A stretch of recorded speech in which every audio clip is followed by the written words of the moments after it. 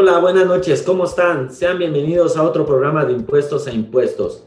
El día de hoy veremos la segunda parte de análisis de sueldos y salarios, implicaciones fiscales, laborales y de seguridad social. Sean bienvenidos.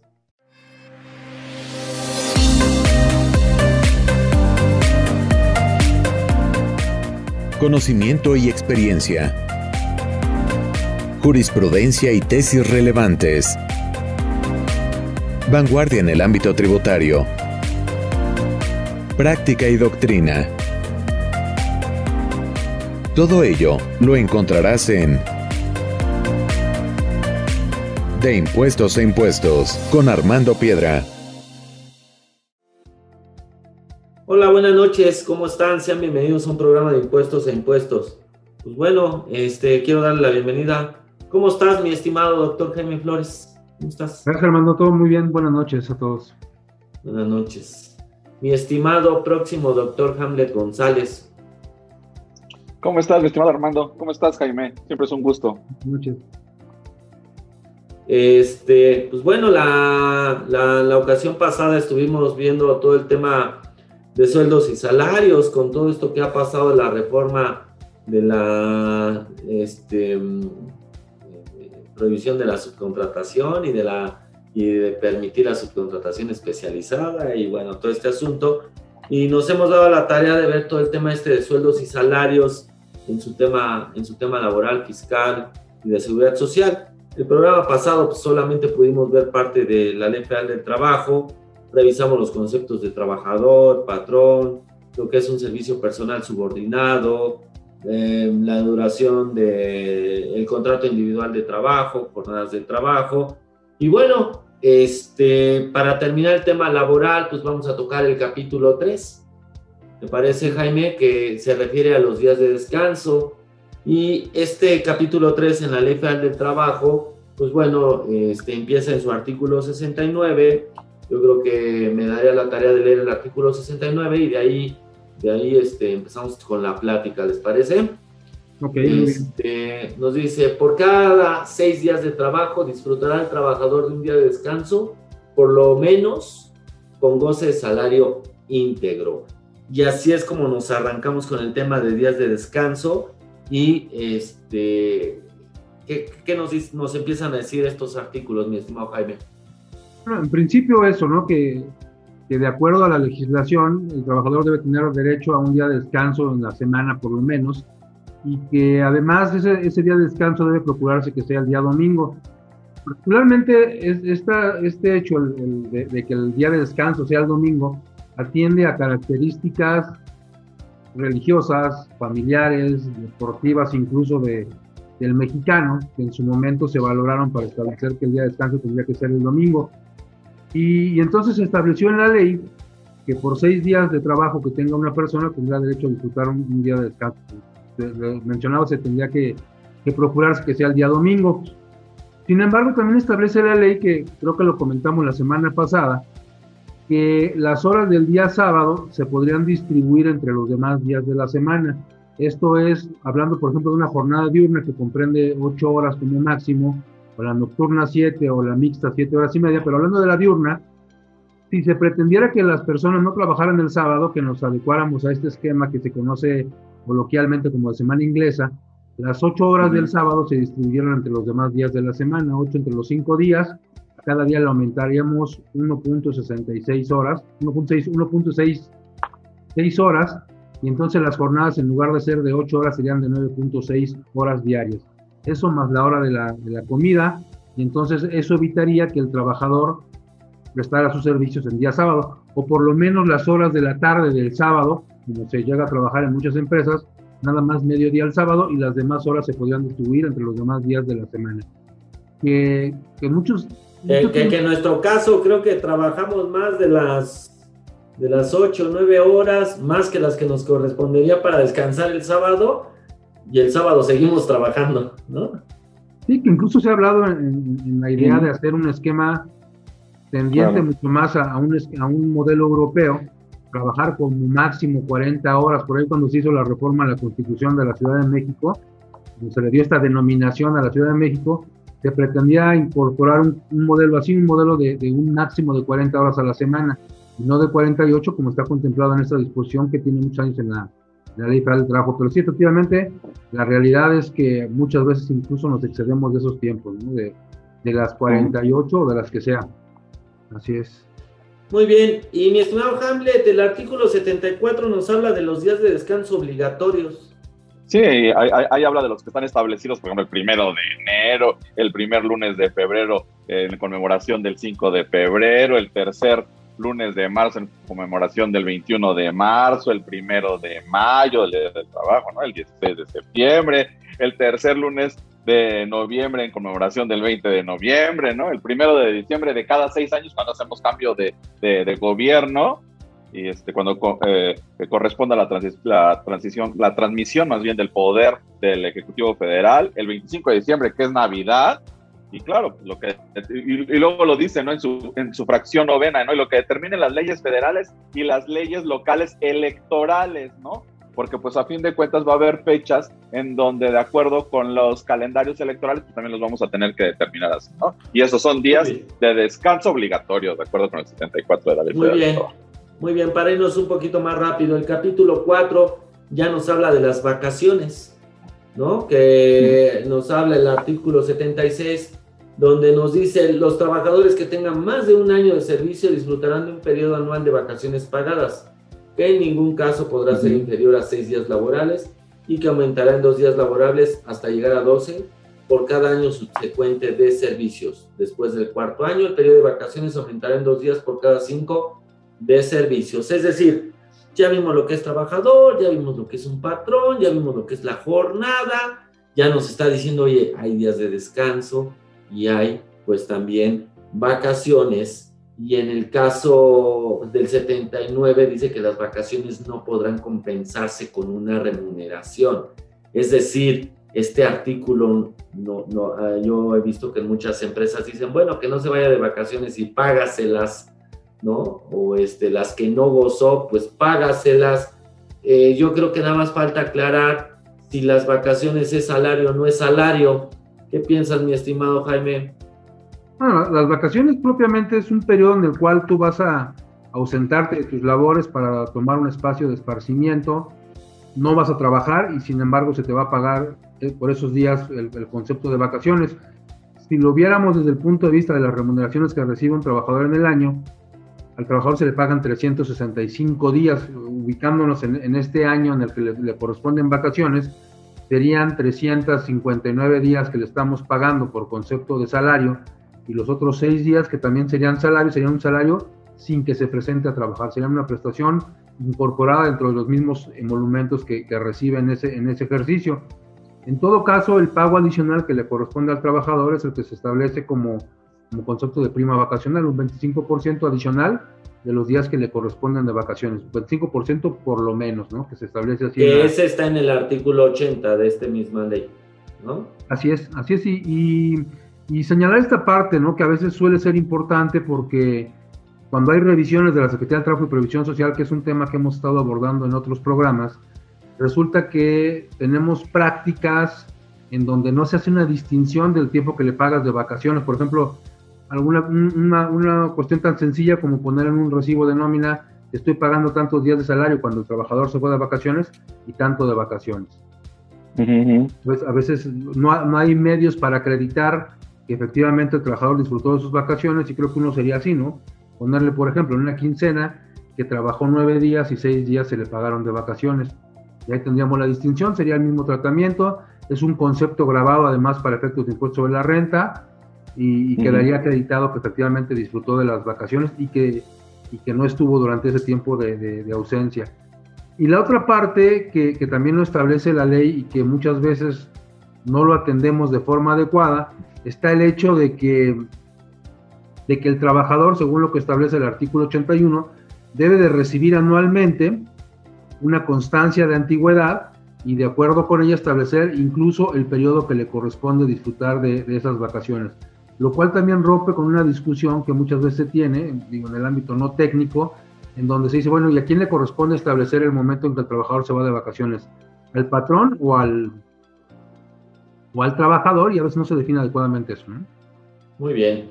Y bueno, pues ya checando este tema, pues nos tenemos que ir en este momento a un corte y regresaremos con el concepto de salario. De impuestos a impuestos. Regresamos. ¿Conoces una plataforma de capacitación? IDC Click es un servicio de streaming para tu capacitación en cualquier dispositivo. Resuelve tus dudas en nuestros seminarios fiscales, jurídicos y laborales. Todos nuestros programas de televisión en una sola plataforma. Todo esto en un solo catálogo disponible las 24 horas.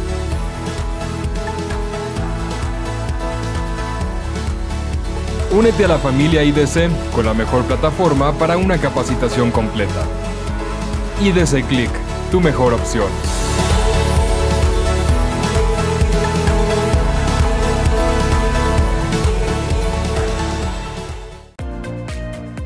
De impuestos a impuestos. Continuamos. Muy bien, ya estamos aquí de regreso. Bueno, ya repito, ya vimos estos conceptos de trabajador, patrón, qué es la subordinación, jornadas de trabajo, días de descanso, vacaciones, pero pues no hemos tocado lo que es el salario, ¿no? El salario que está establecido en el capítulo 5 de la Ley Federal del Trabajo, y bueno, pues nos dice el artículo 82 que el salario es la retribución que debe de pagar el patrón al trabajador por su trabajo. Me seguirá el 83, el salario puede fijarse por unidad de tiempo, por unidad de obra, por comisión, a precio alzado o de cualquier otra manera. ¿A qué nos referimos con esto? ¿Qué dice el 83, mi estimado Hamlet? Fíjate que cuando hablan ha habido una gran controversia, y la realidad es que esto en materia empresarial, y creo que Jaime va a coincidir conmigo, muchos de los empresarios cuando les dices, oye, ¿cómo fijaste tu salario? ¿Por unidad de tiempo, por unidad de obra, por comisión o por precio alzado? Y esto, cuando tú lo estableces en la práctica, ¿qué crees? No está señalado, ¿no? Y aquí es cierto, ¿no? ¿Cómo lo vas a establecer? A través de un tiempo determinado, a través de un horario fijo, a través de una obra determinada, por una obra determinada, ¿qué crees? Que también debe traer tiempo, que para mí cuando decimos por obra determinada, esa obra determinada también tiene por tiempo, por una comisión, cuando se llega a comisionar, y también por cualquier otra manera, que cuando dice cualquier otra manera, este artículo 83, pues te lo deja a un libre albedrío que te dice, bueno, de acuerdo con lo que vayas a pactar con el trabajador, es lo que te quiere decir, ¿no? Entonces, pero cuando tú lo dices en materia empresarial, le preguntas al empresario, oye, ¿cómo estableciste o cómo fijaste tu salario? Pues creo que esa es una gran disyuntiva, y en la práctica, no sé, Jaime me desmentirá, pues ¿cuántos realmente lo manejan así o no, Jaime? ¿Y a qué nos referimos con precio alzado? Es cuando se fija un monto por determinada obra o por determinado concepto, ¿no? Te digo, ¿y sabes que vas a construir esa casa? Y el salario que te va a corresponder, lo termines pronto, lo termines después, va a ser de tal cantidad, ¿no? Como cuando se pide una obra a precio alzado, yo te digo, yo voy a construir esa casa y materiales, todo te va a costar 500 pesos o 100 pesos o 200 pesos. Esa es la obra a precio alzado, ya pactamos una cantidad previamente establecida y esa es la que se va a pagar al final del día. Igual se pacta con el trabajador, evidentemente. Es una variante, una vertiente del salario por obra determinada, por a destajo, pues, que se le conoce, ¿no? Claro. Sí, pero fíjate que hay una gran confusión. También podría caer en este tema de por unidad de obra, ¿no?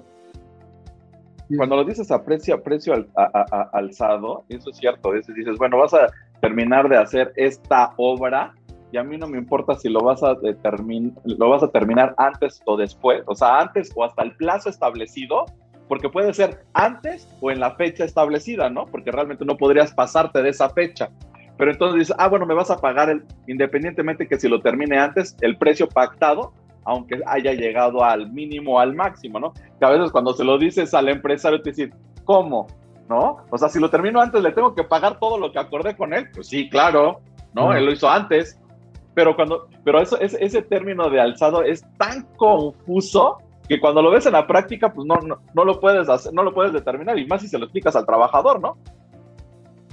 Sí, bueno, que es una forma de cierta forma de motivarlo a que acabe antes, ¿no? A que acabe antes, sí, así es. Así es. Muy bien, muy bien. Bueno, que ese artículo 83 también tiene una cuestión interesante, porque habría que recordar que hubo una reforma en 2012. En donde se estableció el pago por hora, que pareciera una novedad. Sin embargo, habría que recordar que eso ya estaba contemplado desde antes en la Ley del Seguro Social. El pago por hora, en donde lo que se pretendía supuestamente era motivar que trabajadores que fueran estudiantes o que fueran madres, que fueran cabeza de familia, tuvieran la oportunidad de prestar el servicio, aun cuando no estuvieran durante toda la jornada, y que incluso ahora se ha cuestionado porque dijo, oye, pretendes explotar a los trabajadores porque los quieres contratar por hora para no contratarlos por tiempo o por jornada completa, cuando parece que el objetivo fue uno totalmente diferente, ¿no? ¿Y qué crees? También estaríamos ahí entrando en una controversia, porque respondes, ¿tu contrato cómo es, no? ¿Por tiempo determinado, por tiempo indeterminado, o cómo lo identificaste, por obra específica? Y a esta genera también gran confusión, porque imagínate que tú contrates a un no quiero llamarle becario, a un chavo que está terminando de estudiar y dices, nada más yo puedo trabajar contigo 2 horas los miércoles, los jueves y los viernes.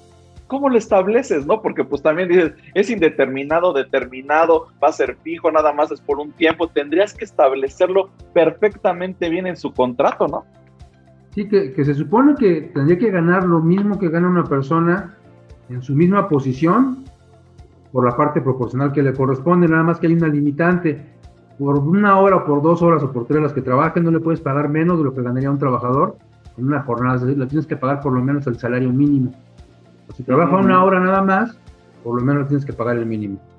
Y hoy con la diferencia que se ha hecho entre la UMA y el salario mínimo, ya hablar hoy de 150 pesos, por ejemplo, por 1 hora, bueno, pues ya es un trabajador que tiene una percepción regular por una simple hora, podría ganar por lo menos el mínimo, o debiera ganar por lo menos el mínimo. Muy bien, muy bien. Pues, y para mí viene después el artículo 84, que se me hace un artículo súper importante, que sienta las bases de muchas cosas para temas de seguridad social y temas de impuestos sobre la renta, que es el artículo 84. Nos dice que el salario se integra con los pagos hechos en efectivo por cuota diaria, gratificaciones, percepciones, habitación, primas, comisiones, prestaciones en especie y cualquier otra cantidad o prestación que se entregue al trabajador por su trabajo. Yo lo veo muy de fondo, Jaime Hamlet, porque sienta las bases de decir, a ver, no me quieras disfrazar los pagos hacia el trabajador. En este caso, en la Ley Federal de Trabajo, más por temas de indemnizaciones, por temas de cuando hay la salida de los trabajadores, cuál es el salario que es cómo se integra y este tipo de conceptos son tomados en la parte de ICR e IMSS. ¿No lo ves así, Jaime? Sí, de hecho, este artículo 84 se reproduce en el primer párrafo del artículo 27 de la Ley del Seguro Social. Cuando se habla del salario base de cotización, se toma prácticamente de forma textual el texto del artículo 84 y te dice, el salario se integra por los pagos hechos en efectivo. El salario base de cotización se integra por los pagos hechos en efectivo por concepto de cuota diaria y describe todos los demás, las gratificaciones, percepciones, primas, premios, bonos, cualquier otra cosa que se le entrega al trabajador por su trabajo, y después dice, excepto los siguientes. Entonces empieza a quitar algunos conceptos que sí son salariales, como los premios de asistencia, como los premios de puntualidad, como la fracción novena de tiempo extra. Estos quítalos. ¿Por qué? Bueno, pues una decisión añeja del legislador, quitarlos de ese artículo de la Ley del Seguro Social. En esa parte, ¿no? Y creo que hablaremos de la parte de renta más adelante. Muy bien. Tenemos que ir a un corte y ya en el siguiente bloque empezaremos a hablar sobre el impuesto sobre la renta, ¿sale? De impuestos a impuestos, regresamos.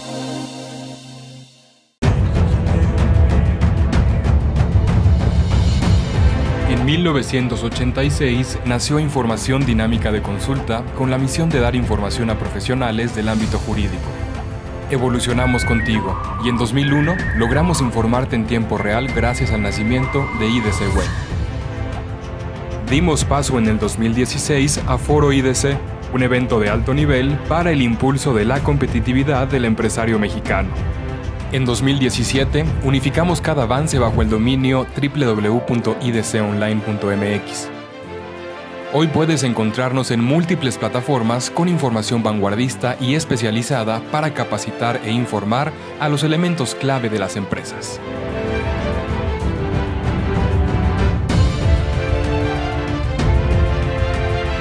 A 35 años de nuestro nacimiento, ha sido un honor acompañar tu labor de llevar a México al futuro.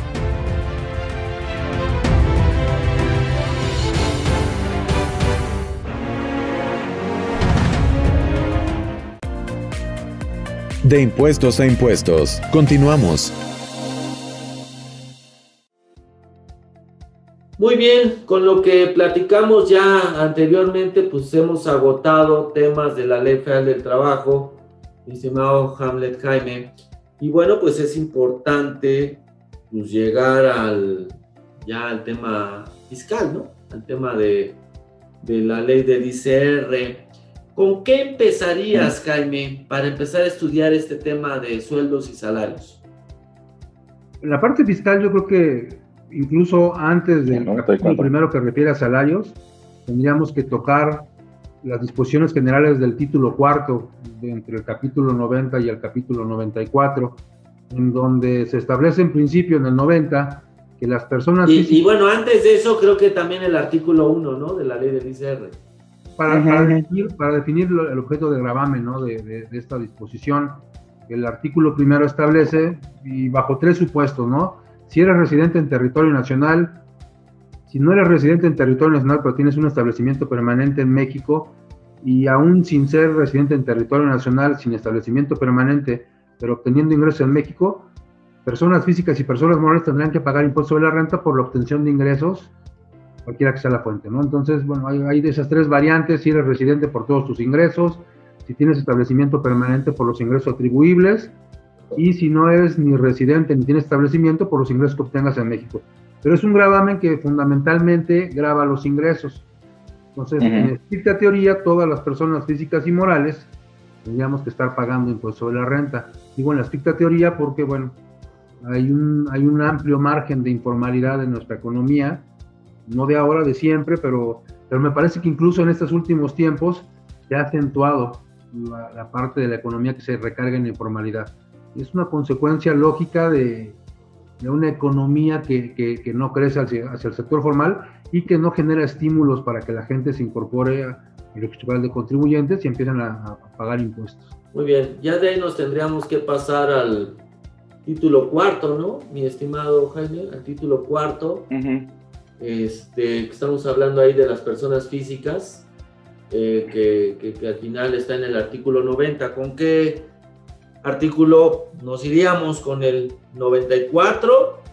Pues el 90, donde establece que las personas físicas tienen que acumular sus ingresos en efectivo, bienes, servicio, crédito o de cualquier otro tipo. Aunque los de servicio los exceptúa y dice solamente cuando la ley me explique cómo. Los de crédito también prácticamente los exceptúa, lo cual significa que la persona física no acumula si no ha cobrado, lo cual incluso refiere al ámbito de los salarios. Una persona física podría haber devengado su salario, pero si no se lo pagaste, no lo puedes gravar. Evidentemente no le puedes llevar a cabo una retención. Y sí, las prestaciones que recibe en efectivo, los pagos que corresponden a su vida como trabajador, se tendrán que gravar en prácticamente todos los casos. Y eso dice el 94 precisamente, que todos los ingresos que derivan de la relación laboral, no los que percibe por su trabajo, sino los que derivan de una relación laboral, prácticamente están grabados, porque incluso asimila a salarios 2 conceptos que no corresponden al trabajo de la persona, como es el reparto de utilidades y como es el caso de los pagos que se hacen por separación. Lo que le pago por su trabajo se llama salario. Cuando termina el año y le voy a dar una gratificación se llama aguinaldo, pero también es salario. Y los premios son salario, las comisiones son salario. Pero resulta que, por ejemplo, el reparto de utilidades, que sí deriva de la relación laboral, no se considera... No es salario, y sin embargo tendríamos que darle tratamiento para efectos de renta como si lo fuera. No así para seguro social, en donde la ley del seguro social me dice en el 27, la PTU no es un concepto que integre salario. ¿Por qué? Porque no deriva del trabajo de la persona. Trabaje más o trabaje menos, le corresponderá reparto de utilidades, pero por otras condiciones. Sí. Por beneficio de la empresa. Y no lo puedes integrar dentro del salario porque es muy subjetivo, ¿no? Pues dicen, bueno, ¿cómo lo puedes determinar si no fue derivado del trabajo, de la relación más bien generado por el trabajo del empleo, bueno, ¿no? Entiendo lo que estás comentando en el artículo 94, amigo. Nada más que a nosotros ahorita abocarnos al tema de salarios, el mismo 94 como que te hace esa división, ¿no? O sea, tú tendrías que distinguir si es un salario y todos los que se asimilen a esas remuneraciones, ¿no? Por ejemplo, el 94 te dice, se consideran ingresos por la prestación de un servicio personal subordinado a los salarios y demás prestaciones que deriven de una relación laboral, ¿no? Ahí es donde te lo separas, incluyendo la participación de los trabajadores y las prestaciones percibidas como consecuencia de la terminación de la relación laboral. Y ahí en el punto y seguido te habla, para los efectos de este impuesto se asimilan a estos ingresos los siguientes.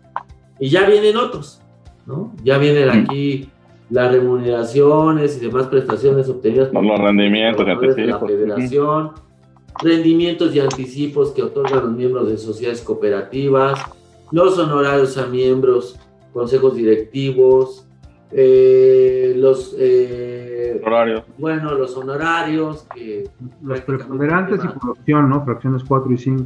Sí, de los asimilados. Entonces, al final en el 94 sí te muestra, aquí van los sueldos y salarios, pero además van otros que que son objeto de impuesto parecidos a estos, bueno, otros conceptos, ¿no? Se asimilan, te ponen, son parecidos, se asimilan a estos y debes identificarlos como tal. Pero lo tendríamos que tener separado de lo que es la relación laboral, ¿no? O sea, una cosa son estos pagos y otro tema, el tema de la relación laboral, ¿no?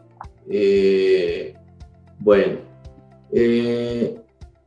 y de lo que hemos hablado entonces, pues para efectos de ICR, entonces el salario, el aguinaldo, la prima vacacional, los bonos, los premios, las primas, el tiempo extra, todo esto que sea parte de la relación laboral será considerado como tema de parte del salario, ¿no, Jaime?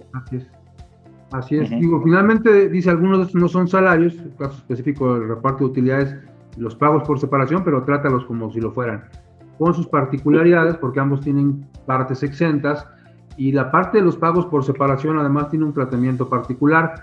A diferencia de todos los ingresos que hemos estado mencionando, se les da la denominación a los salarios, a las primas, a los premios, a los bonos, al aguinaldo incluso se les da el concepto, el carácter de ingresos acumulables.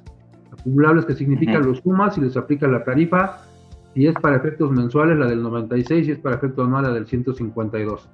Pero en el caso de los pagos por separación, tienen incluso un tratamiento diferenciado que está contemplado en el artículo 96 en combinación con el 95, en donde sí hay una parte grabada de los pagos por separación, pero se calcula el impuesto con base en un cálculo especial, en donde determinamos una tasa promedio, por así llamarla, de lo que se le retenía al trabajador cuando estaba en activo dentro de la empresa.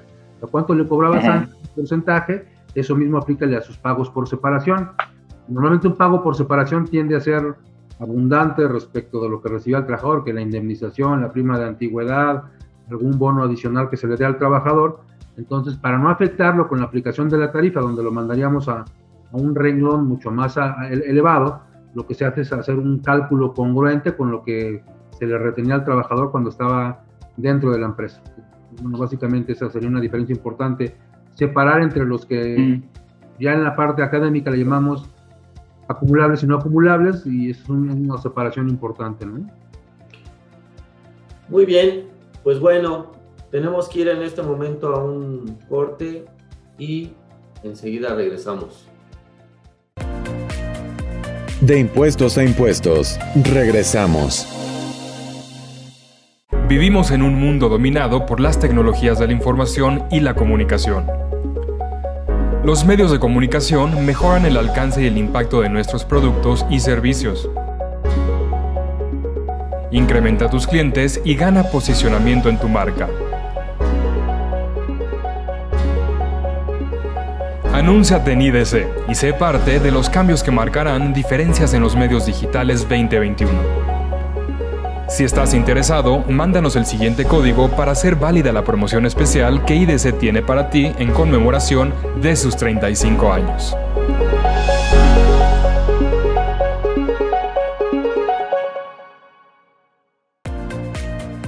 De impuestos a impuestos. Continuamos.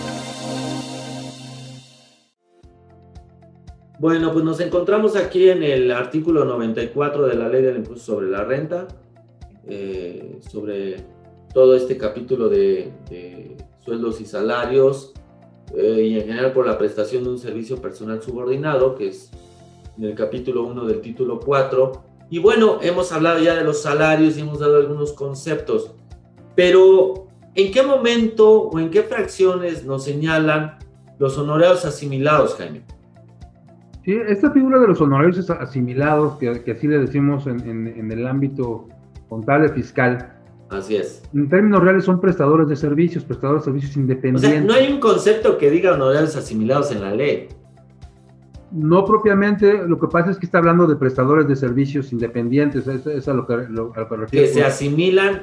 Se asimilan, ¿sabes? Porque así lo establece el primer párrafo del 94, dice, estas actividades se asimilarán a esta, por eso le decimos así.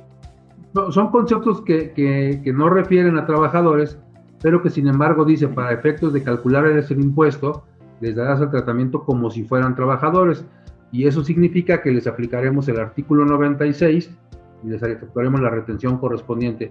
Tanto es así que incluso los de la fracción primera, que de hecho sí son trabajadores, pero son trabajadores del sector público, de los que denominamos del artículo 123 apartado B, empleados al servicio de la Federación, Estados, municipios o Fuerzas Armadas, a ellos incluso se les aplica subsidio al empleo.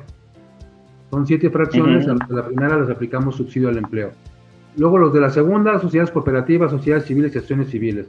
Los de la fracción tercera son honorarios a miembros del consejo, a los órganos de administración o de vigilancia.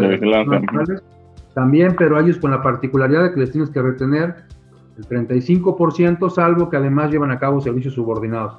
Y luego los que ahí tú les haces la retención forzosa. Sí, el 35%, salvo que también presten un servicio personal subordinado. Para que además de ser parte del consejo, fueran trabajadores. Son empleados. Entonces, a ellos les podrías aplicar la tarifa solo en ese supuesto.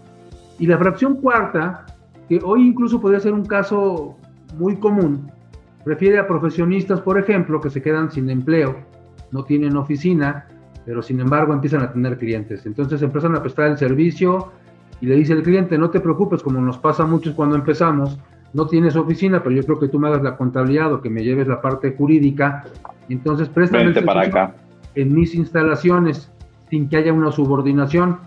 Yo iré el día que me acomode en la semana o en la quincena o en el mes y hago la contabilidad o hago los contratos o llevo las demandas o lo que sea y me voy a mi casa, pero el servicio lo presto en sus instalaciones. Lo que dice la fracción cuarta es que si el servicio se constituye en un servicio preponderante, esto es que se reúnan las dos características, que el servicio sea en sus instalaciones y más del 50% de mis ingresos lo perciba de ese prestatario, que así lo denomina la fracción cuarta, entonces el siguiente año le tengo que avisar, estimado prestatario, cliente, como le llames, toda vez que en el ejercicio inmediato anterior mi ingreso preponderante lo recibí de tu parte y además el servicio lo presté en tus instalaciones, te notifico que ya no te puedo dar un recibo de honorarios, un CFDI de ingresos, que es la denominación técnica correcta, ya no te puedo dar un CFDI de ingresos, ni me vas a pagar IVA, ni me vas a retener IVA y renta. Ahora lo que va a tener que ocurrir es que a partir de este ejercicio, antes de que me haga el primero, tú me tendrás que pagar bajo esa figura de asimilados a salarios. Si me pagas y me retienes, ya no me pagas IVA, ya no me pagas absolutamente nada. Y el concepto es de carácter obligatorio. Ahí no es de que, cuando representa más del 50%, ¿no? Del total de los ingresos obtenidos, ¿no? Así es. Por conceptos de la fracción segunda. Además que el servicio se presta en sus instalaciones. Y aquí es donde, por ejemplo, el Seguro Social empieza a encontrar abusos, ¿no? Porque resulta que es una persona que además, y ese es un criterio que ha establecido el Seguro Social, en el cual yo no necesariamente estoy de acuerdo, en donde dice, oye, tú trabajas para esta persona y trabajas de forma exclusiva. Ya incluso lo revisamos con los del SAT, y los del SAT dicen que nada más te pagan, ¿no? Tu único ingreso lo percibes de esta persona. Entonces eres trabajador. Pues quién sabe, ¿no? Porque a lo mejor me pagan muy bien, yo no tengo ningún otro cliente. Tengo exclusiva, o a lo mejor tengo un contrato de exclusiva nada más para darte servicios a ti. Y es independiente. Y sin embargo, dice el Seguro Social, pues mi criterio dice que eres trabajador. Bueno, pues fundamentalo y motívalo, ¿no? Lo podrán fundamentar, pero lo que sí es un hecho es que difícilmente lo llegan a motivar adecuadamente. Dice en el artículo 8.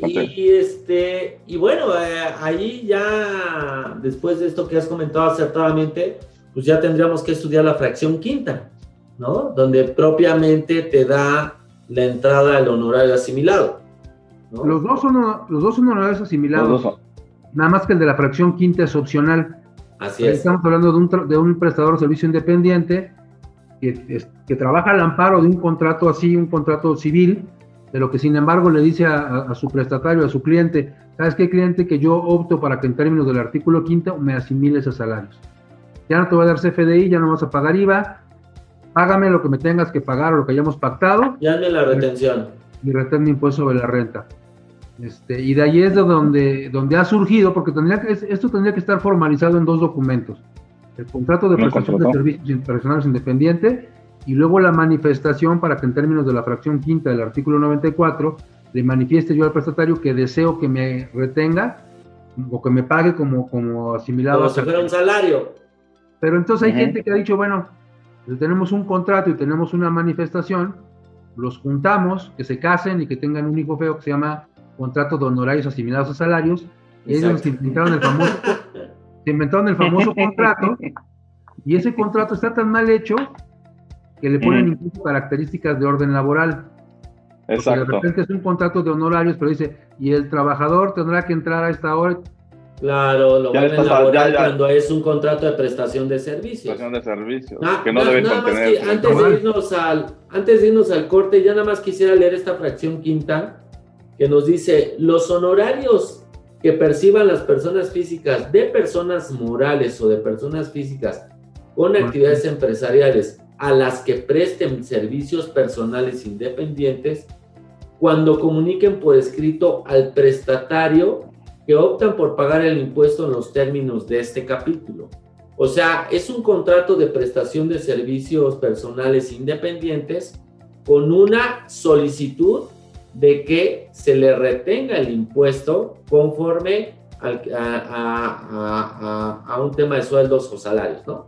Así, conforme al capítulo primero, artículo 96, la tarifa famosa. ¿Y qué crees? Que a fin de cuentas no le cambiaste la actividad preponderante a la persona física que daba el servicio, ¿no? O sea, porque a fin de cuentas él se acoge a esta fracción, ¿no? Cambias nada más la forma de pago. Exacto, cambia la forma de pago, pero no la actividad preponderante. Pero incluso con ello lo sacas del ámbito de gravamen del IVA, porque el 14 de la ley del IVA dice que cuando la persona se asimile a salarios, entonces ya no es objeto de IVA, porque el artículo primero dice, la prestación de servicios en la fracción segunda está grabada con IVA, y el 14 dice, excepto si te asimilaste a salarios. Excepto lo que diga el 94 en las fracciones cuarta. Fracción quinta, cuarta. Y principalmente la quinta, ¿no? Más bien. Así es, y establecer que no se rompe el carácter de independiente, no se convierte la persona en subordinada, pero cambia la forma de que pague su impuesto. Pero fíjate que en los contratos, bien lo dijiste, Jaime, yo en los contratos que he revisado y he visto, pues la realidad es que no es un contrato de prestación de servicios, sino es un contrato de un trabajador, ¿no? Porque ya le estableces jornada, le estableces prestaciones, le estableces... ¿Quién sabe quién hizo tu contrato, no? Pero ¿qué crees? Y ahí es cuando aparecen así, todo este tema de simulaciones, ¿no? Sí. Claro. Pero sí hay muchos, ¿eh? Sí, mal hecho. Y a veces el seguro presume que es una simulación cuando realmente es ignorancia, ¿no? Es un error, nosotros decimos es un error de tipo, ¿no? Porque creías que lo estabas haciendo bien y lo estabas haciendo bien mal, ¿no? Está bien, amigos. Bueno, pues tenemos que ir a un corte nuevamente y enseguida regresamos con este tema del ICR. De impuestos a impuestos. Regresamos. IDC te invita a nuestros seminarios fiscales 2021. En cada uno de estos seminarios obtendrás los conocimientos necesarios de los efectos legales y fiscales que deberás seguir. ¿Cuánto y cómo se reparten los dividendos? Aprende esto y más en nuestro seminario Básicos para la repartición de dividendos. Conoce el tratamiento fiscal y de comercio exterior del robo o destrucción de mercancías que debes ofrecer en donación, materias primas, productos terminados o que hubieran perdido su valor. ¿Cómo atender una cancelación de certificados digitales? Descúbrelo en este seminario. La normativa fiscal aplicable en cada país tiene que ajustarse al contexto internacional para establecer cómo se determina la renta del contribuyente. Cerramos nuestros eventos fiscales con todo lo nuevo en la reforma fiscal el 25 de noviembre. Llévate todo el paquete fiscal con nuestra promoción en conmemoración de los 35 años de IDC. Ponte en contacto con nosotros.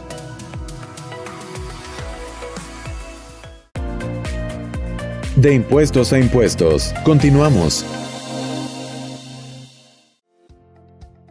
Muy bien, mis estimados amigos.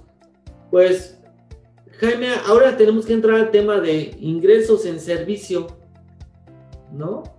Se escucha extraña la palabra, pero ¿puedo tener yo ingresos porque se me paga un servicio?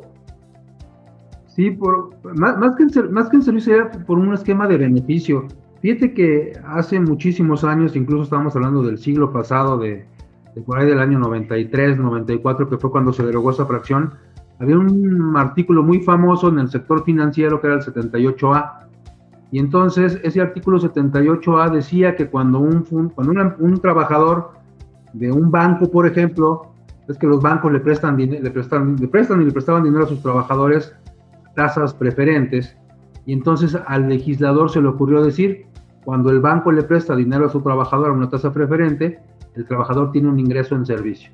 ¿Por qué ingreso en servicio? Sí, porque si la tasa de mercado era la tasa CETES, por ejemplo, a 20% anual, y la tasa a la que le prestaba el banco era el 6%, decía el legislador... beneficio, ¿no? De 4, ¿no? A diferencia de las otras personas. Sí, te decía... Que diga un beneficio del 14. Así es, tienes un beneficio de 14, divide ese beneficio entre los 12 meses, y ese ingreso que tú tienes en servicio se lo sumas a los demás ingresos y le cobra impuesto. Y ocurrieron barbaridades, sobre todo en esa época altamente inflacionaria en México, cuando a un trabajador, en lugar de pagarle nómina, le tenían que abonar le tenían que anotar ahí un préstamo, porque no alcanzaba para pagar el impuesto de la renta por el ingreso en servicio. Se ampararon los trabajadores y dijeron, oye, esos ingresos que en aquel momento le denominaron ingresos fictos, no pueden ser acumulables para un trabajador, es inconstitucional y va en contra de todos los parámetros de constitucionalidad. Para regalar un préstamo, ¿no? Sí. Una tasa preferencial. Y así con Nada más para no confundir a la gente que nos ve, eso fue en el... Hasta el 93, 94, en el famoso ese 78 que tú mencionas. 78A. Y entonces, hoy el ingreso en servicio. Hoy el ingreso en servicio está reconocido en el artículo 90, donde dice que no para el trabajador, para todas las personas físicas, tendrá que considerarse los ingresos en efectivo, bienes, servicio, crédito de cualquier otro tipo. Sin embargo, dice que los ingresos en servicio solamente cuando el legislador establezca cómo grabarlo. Es decir, que me señale cuáles son los elementos del impuesto. El sujeto, objeto, base, tasa, tarifa, cuota. Pero la base es difícil de determinar. Y entonces el único ingreso que está plenamente definido en cuanto a la determinación de la base, hablando de servicios, es el que está contemplado en el artículo 94, ya en los últimos párrafos, en donde dice que los empleados de la Federación, estados, municipios o Fuerzas Armadas, tendrían que acumular su ingreso cuando se les otorgue un automóvil que no reuniera las características de deducibilidad del título segundo, particularmente el artículo 36, fracción segunda, es decir, si se le otorga un automóvil que tenga un valor superior a los 175, por el excedente, dice, aplícale la tasa máxima de deducción de un automóvil, el 25%, divídelo entre 12, ese es un ingreso en servicio, y se lo sumas a los demás ingresos. A ver, me quisiera detener ahí un poquito, Jaime, nada más para leer este párrafo. Dice en el 94, cuando los funcionarios de la federación, de las entidades federativas o de los municipios tengan asignados automóviles que no reúnan los requisitos del artículo 36, fracción 2 de esta ley, considerarán ingresos en servicios. Para los efectos de este capítulo, la cantidad que no hubiera sido deducible para fines de este impuesto de haber sido contribuyentes del mismo, las personas morales señaladas. A ver, el 90 en el primer párrafo te dice cuando la ley lo señale. Así es. Y nada más te señala a estos. Nada más. Pero, por ejemplo, hace rato lo mencionaba Hamlet en el corte, están los servicios de comedor. Yo voy al comedor de la empresa y desayuno y a lo mejor también como ahí. Es un ingreso en servicio. ¿Cuánto me tendrían que acumular? La ley no dice cómo, ni dice cuánto, y entonces ese ingreso en servicio no lo acumulo. Pero, por ejemplo, nos encontramos con otros muy curiosos, ¿no? Imagínate que... pero más bien en este párrafo te dice, sí te aclara que no se considerarán ingresos en bienes los servicios de comedor. Entonces son en servicio. Y si son en servicio, entonces no hay forma de acumularlos porque la ley no me dijo cómo hacer esa determinación. Porque nada más es a los trabajadores de la federación en el caso de los automóviles que no cumplieran un tema de deducibilidad. Pero imagínate que si yo soy funcionario. A ver, entonces si yo, por ejemplo... A ver, perdón, Hamlet, sí te interrumpí, dime. Traemos un auto que cuesta $1.5 million porque es blindado. ¿Qué hacemos con él? ¿No? O sea, la diferencia, ¿le vamos a aplicar este párrafo? ¿O es como tú dices, Jaime, o es letra muerta? En términos reales es letra muerta. Pero incluso ese artículo... Pero, a ver, Jaime, entonces si a un trabajador le dan un auto que tenga los parámetros de su deducibilidad, sería un ingreso en servicio que no sería como, no te dicen cómo grabarlo. La parte excedente. Ajá. La parte que no sería deducible es la que tendría que acumular un trabajador. Por eso, pero si te compran un carro que sí compra la parte, sí tenga el tema de deducible... O sea, que no que sería deducible, porque fíjate que es para el sector público, que en caso de estar ubicado en el título segundo... Por eso, pero en el sector privado te pueden dar un auto. Sí, pero el sector privado no está grabado, no está señalado. Eso es a lo que voy. Entonces nada más te aplica para el tema de... Sector público. Nada más para el sector público, no es para privado. Para el sector privado ya lleva la sanción en sí de ser no deducible. Ahí está salvado el concepto de ser no acreditable el IVA, salvo que estuviéramos en los supuestos del segundo párrafo de la fracción segunda, donde dice a menos que te dediques a arrendar los automóviles. En ese caso sería deducible totalmente el automóvil, ¿no? Pero el caso es ese. Pero aquí los conceptos de servicio se vuelven interesantes porque un servicio puede ser, por ejemplo, que te dé un seguro de gastos médicos, un seguro de vida. No es efectivo, no son bienes, es servicio, y entonces es simple y sencillamente un concepto no objeto para el trabajador. Ni grabado ni exento, simple y sencillamente un objeto. No hay un beneficio tangible, no hay un beneficio explícito, entonces yo no tendría que acumular. Y hay gente... ¿Te pagan la luz de tu casa? Un servicio también, es un servicio también. Y hoy incluso sería parte de los conceptos del teletrabajo, por ejemplo, ¿no? Si es que el trabajador estuviera... De trabajo. Ubicado en el internet. Así es. Herramientas de trabajo, ¿no? Que ni siquiera son salario porque no son remunerativos. Bueno, pues entonces, no debe formar parte de tu salario. No, por ejemplo, invitar a un trabajador, a los trabajadores a una función de teatro, es un servicio, un objeto, totalmente deducible para la empresa, ¿no? Que sería la parte interesante, ¿no? Y grabado. O sea, si nos llevas a Cancún, ¿lo vas a meter así, Jaime? Si nos llevas a Cancún. Bueno, depende en qué plan y a quién te lleves, ¿no? No sé quién te quieras llevar. Sí, es una actividad. Pero muchas empresas, ¿eh? Ajá, sí, claro. Es totalmente de trabajo, mi estimado Jaime. Sí, o sea, un evento de integración, pues de capacitación. Incluso es una capacitación, ¿no? Es un desarrollo, fomento, ¿no? A las actividades de integración de la empresa, ¿no? A los valores empresariales, a los nuevos, y con eso lo tienes totalmente justificado. Okay. Bueno, nos queda menos de un minuto, nada más leo esto último. No se consideran ingresos en bienes los servicios de comedor ni de comida proporcionados a los trabajadores, ni el uso de bienes que el patrón proporcione a los trabajadores para el desempeño de las actividades propias de estos, siempre que en este último caso los mismos estén de acuerdo con la naturaleza del trabajo prestado. Así es. Son herramientas al final. Las herramientas, todas tus herramientas para, ¿no? No serán tus primeros ingresos. Ok, pues ya hemos abordado temas, terminamos el tema de la ley del trabajo y hemos abordado temas de la ley del impuesto sobre la renta. La siguiente semana concluiremos todo este tema terminando ICR y abarcando temas de seguridad social. Por lo mientras les quiero agradecer, muchas gracias por acompañarme como siempre, Jaime, Hamlet, y gracias a todos los que nos ven. Gracias, buenas noches a todos. En este programa. Muchas gracias a todos.